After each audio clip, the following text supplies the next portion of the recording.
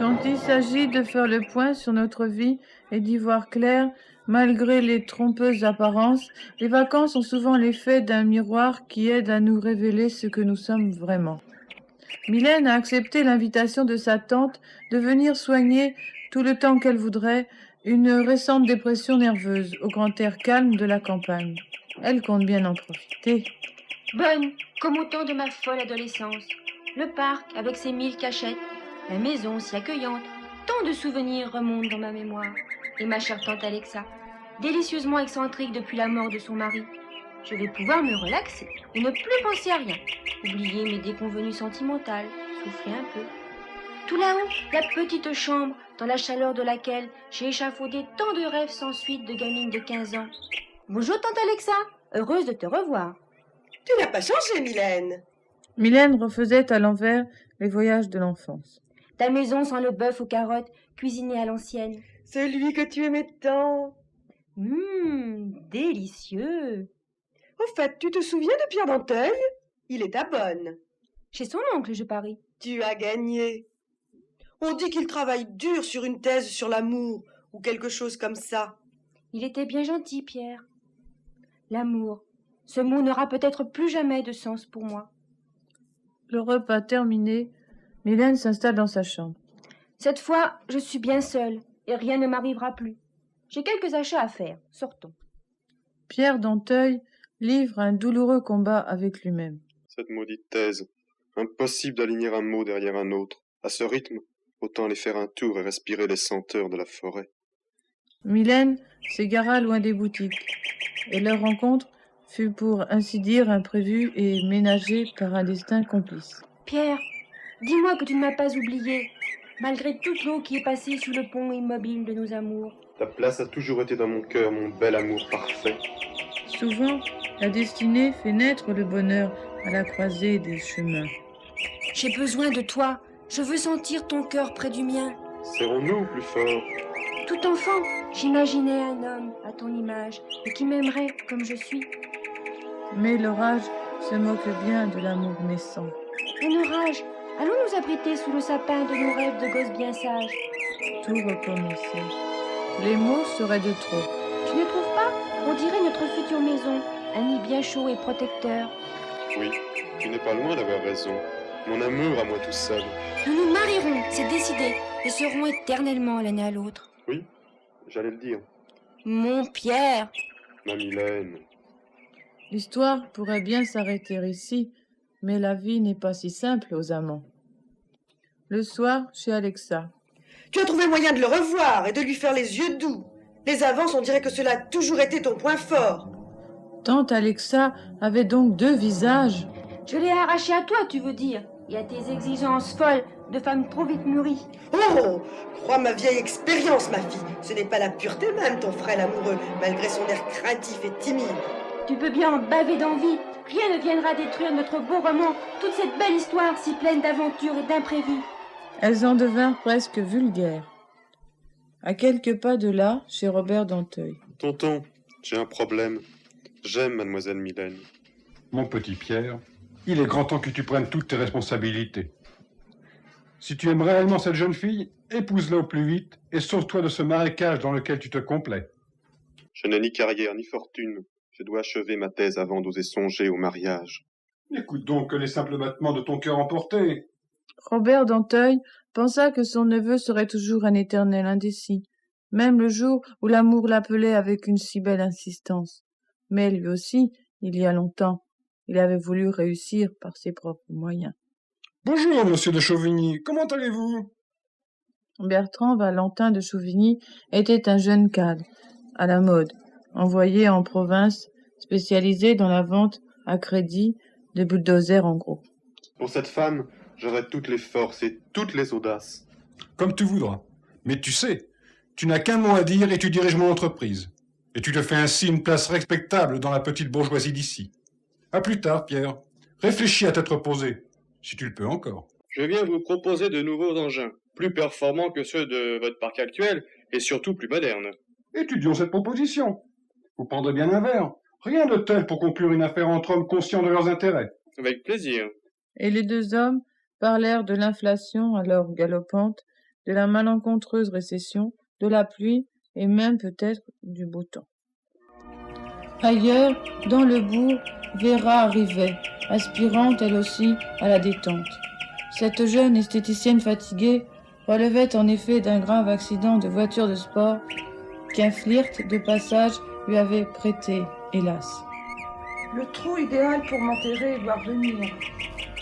C'est un petit nid écologique pour ma santé, économique de surcroît. Je suis en forme, je plaisante, je reprends goût à la vie. Je m'arrêterai dans l'unique auberge, mais avant faisons connaissance avec le coin et ses curiosités. J'entends des balles sur un court de tennis. Au moins, je ne vais pas rester comme un vieux rat mort d'ennui, loin de tout. Inconsciemment, Véra était à la recherche d'une nouvelle aventure. La vie peut être courte. Profitons et oublions tout le reste. Oh, Bertrand, décidément, ce bourreau des cœurs sera, quoi que je fasse, toujours dans mes pieds. Que le monde est petit. Pierre, accablé de travail, ne se doutait pas de ce qui allait lui arriver. Tu t'en aperçois, fidèle spectateur, l'intrigue est maintenant bien en place. Nous ne pouvons plus rien y changer. Laissons chacun à son destin. Ne relâche pas ton attention. Chaque chose viendra en son heure et place. Pierre, tu m'aimes toujours? Derrière chaque mot de ma thèse, il y a ton image, irréelle et sauvagement délicieuse. J'ai en moi le goût amer de ta présence. Mais pourquoi ne pas hâter l'instant où je me donnerai à toi, devant Dieu et les hommes? Il faut que je t'avoue que mon premier livret de caisse d'épargne, tu sais bien le livret A, il est loin d'être plein. Je n'ai pas de voiture, il m'arrive de demander les crédits dans les grandes surfaces. Je ne suis pas encore le moderne qu'il te faut. De quoi vivrait-on, nous deux? Pour toi et ce que tu représentes, je suis disposée à reprendre, dans l'entreprise de ton oncle, mon job d'employé aux écritures comptables. Si j'insistais vraiment, il accepterait que je revienne chez lui, ce cher Robert. Tu sais, je n'ai que faire des aumônes de cet arriviste. J'aime les choses vraies, franches et pures. Mon chéri, pense à nos enfants futurs, à ces fruits innocents de l'amour réussi. Encore des mots, toujours des mots. Laisse donc faire notre bonne étoile. Il faut savoir attendre quand on est sûr de soi et de l'amour réciproque. Pour moi, fais un effort. Tu vois, je suis encore très nerveuse, malgré mon traitement. Si tu hésites ainsi, c'est qu'une autre ronge ton cœur dans le doute. Je n'attendrai pas éternellement. Adieu. Si tu ne veux rien entendre, fuis hors de mon regard, petite nunuche. Je place l'amour plus haut que tu ne peux le penser. Véra ne put éviter Bertrand. Ma grande, si tu voulais me fuir, tu peux dire que c'est raté. Mon corps indigne est encore tout fébrile des ardeurs du tien. Nous avons trop de nuits communes et tellement frénétiques. Je donnerais bien ma main à couper si je trouve ici quelqu'un capable de tenir une raquette. Oh, le bel ange! Allons lui parler. Moi qui n'ai su m'embarquer que dans des tas d'aventures négatives, je peux réussir cette fois. Fonçons. Véra, dans sa courte et colorée existence, rebondissait sans joie d'un homme à l'autre. Échangeons quelques balles? Si vous voulez. Vous êtes remarquable. Oh, quelle merveilleuse souplesse! Le sport fait fondre les phares dont la ville a plaisir à se parer. Vous donnez l'impression de vouloir renaître à la vie. Venez, je vais vous faire connaître la nature et ses secrets si bien cachés. Et ils s'enfoncèrent dans la forêt. Soyez mon guide, je vous suis sans crainte. Le moment des confidences vint. Vous ressemblez à un garçon pour lequel j'ai bien pleurniché une année, tant il m'a fait souffrir. Je ne veux plus endurer ce genre de choses-là. Avez-vous vu comme les jeunes chênes sont d'un beau vert en cette saison, madame? Ce garçon n'a jamais cherché à me comprendre. Je crois même qu'il ne m'écoutait pas quand je lui parlais d'amour. Oh, l'amour, je l'ai étudié dans les livres. Il est, dit-on, partout et peut renaître sans cesse.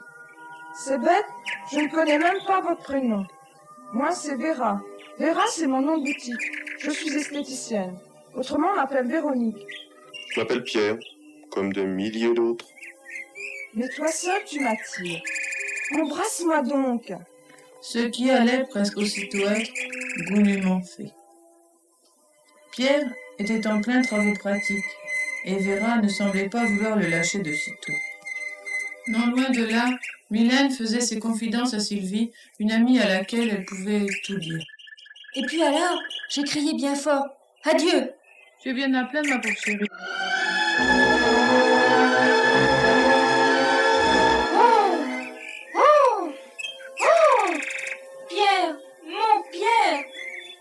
semble retentir de ton nom en ce moment béni. Ce ne sera que quelque oiseau sauvage et effrayé. Ce jour-là, Pierre eut envie d'écrire au bas de toutes les pages qu'il lisait. C'est beau l'amour, l'amour, l'amour.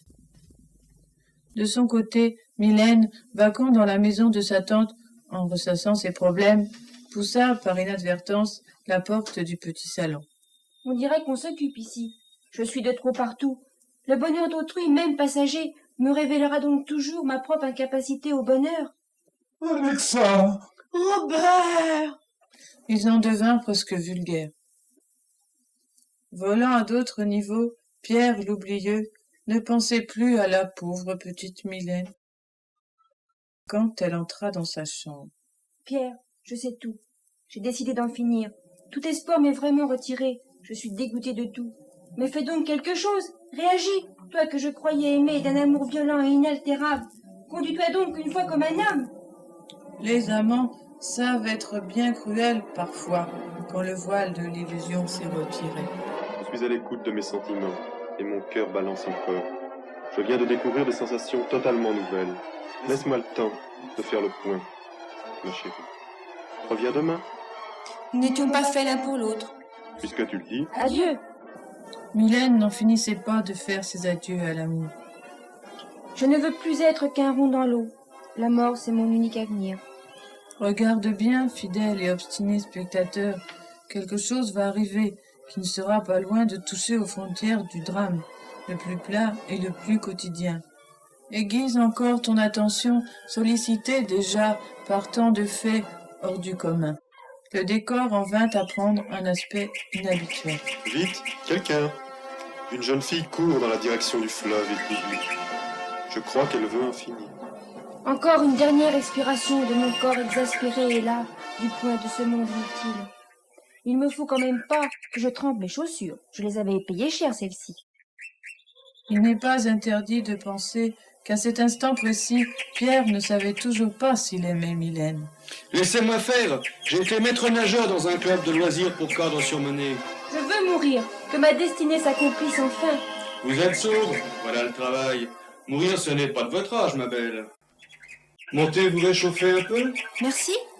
Une si jolie petite frimousse ne doit penser qu'au bonheur. Vous êtes encore toute frémissante. Vous n'avez pas peur de moi, j'espère. Non, je ne crois pas. N'essayez pas de me séduire. L'amour n'a plus de visage pour moi. Adieu, je vous dois beaucoup. Et si on se revoyait, je suis cadre et républicain indépendant, je saurais vous faire tout oublier, vous savez. Non, vraiment merci. Je ne suis qu'une pauvre fille qui rate tout ce qu'elle entreprend. Bertrand venait de rater une affaire sentimentale, et comme toujours, sa sensibilité excessive, sa moderne nervosité, sa hantise de l'échec firent qu'il conduisit très sport. Mais la route inhumaine ne pardonne pas. Même si les paysages sont variés, même si l'on se sent bien, et un virage comme les autres apparemment, c'est l'accident brutal, face à celle que l'on n'attendait pas, verra qui seul pensait à tout et à rien. La chute lourde et douloureuse, et la fin définitivement finale. L'affolement, la chaleur subite au temps du meurtrier, le dernier fol espoir que ce ne soit pas fini pour de bon. Et puis, la fuite dans la clandestinité à toute vitesse, et le monde extérieur qu'on ne peut plus regarder comme les autres hommes. Pierre m'aimait, j'en ai la preuve maintenant, puisqu'il a insisté pour que quelqu'un vienne à mon secours. Faisons-nous belle pour lui en cette fin d'après-midi, lumineuse comme jamais. Pierre, sens-tu mes mains qui aspirent à te serrer toujours, Je le sens. mes lèvres chaudes dans ton cou délaissé? Mylène. Pierre voulut avouer à Mylène qu'il l'aimait, mais sauvagement amoureuse, elle ne lui en laissa pas le temps. Les nuages avaient quitté l'horizon de leur amour. Ils s'aimaient, au moins jusqu'au prochain chagrin. Mais ça, c'est une autre histoire.